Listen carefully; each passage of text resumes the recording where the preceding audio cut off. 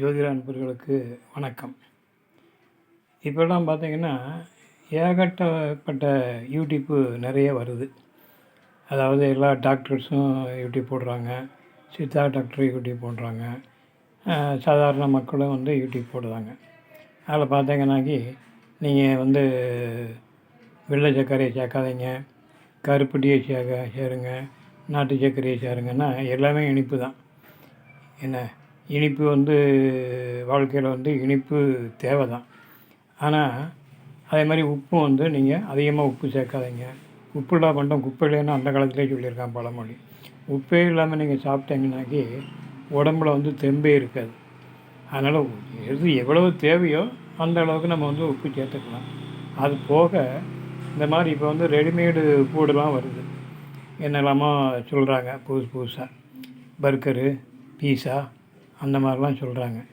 அந்த மாதிரி உணவுகளை தவிர்த்துட்டு நம்ம எப்போதும் போல் சாதாரணமாக பாரம்பரியப்படி நம்ம உணவு பழக்கத்தை நம்ம ஃபாலோ பண்ணாலே நமக்கு எந்த வியாதியும் வர்றதுக்கு வாய்ப்பு கிடையாது. அதே நேரத்தில் நீங்கள் எவ்வளவு தான் ஜாக்கிரதையாக இருந்தாலும் உங்களுடைய விதிப்படிக்கு உங்களுடைய வாழ்க்கை முடியணும்னு வரும்போது என்னென்ன வியாதி உங்களுடைய வாழ்க்கை முடியணும்னு எழுதப்பட்டிருக்கோ அந்த விதியை யாராலையும் மாற்ற முடியாது. அது அந்தப்படி தான் உங்களுடைய வாழ்க்கை முடியும். இருக்கிற வரைக்கும் அளவோடு உண்டு எல்லாத்தையுமே அளவோடு அனுபவித்து ஒரு குறிப்பிட்ட வயசுக்கு பிறகு ஒவ்வொன்றா அதை கட் பண்ணிக்கிட்டே வரணும். அந்த மாதிரி ஒரு குறிப்பிட்ட வயசு வரைக்கும் எல்லாம் என்னென்ன விரும்புகிறீங்களோ அதை பூரா நல்லா சாப்பிடுங்க. குறிப்பிட்ட ஏஜுக்கு பிறகு ஒவ்வொன்றையா கட் பண்ணிவிட்டு வாங்க.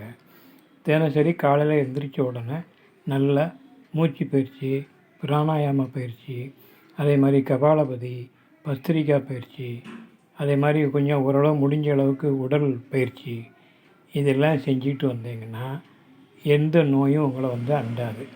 அதே மாதிரி மனசை எப்போதும் அமைதியாக வச்சுக்கிடணும்.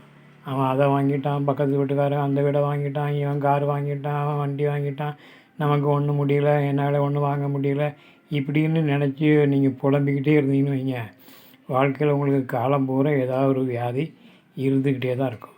எல்லாத்தையும் தூக்கி தூர போட்டுட்டு மனசை அமைதியாக வச்சுக்கிட்டு என்ன வருமானம் வருதோ அந்த வருமானத்துக்குள்ளே உங்களுடைய வாழ்க்கையை அமைச்சிக்கிட்டு எது எப்போ உங்களுக்கு சாப்பிடணும்னு விருப்பம் வருதோ அப்போ அதை அளவோடு சாப்பிடலாம். எந்த வியாதியும் வராது. இங்கே பார்த்தா ஒவ்வொருத்தரும் பார்த்தீங்கன்னாக்கி சுகர் அது சாப்பிட்டா வெள்ளை சீனி சாப்பிட்டா சுகர் வந்துடும்.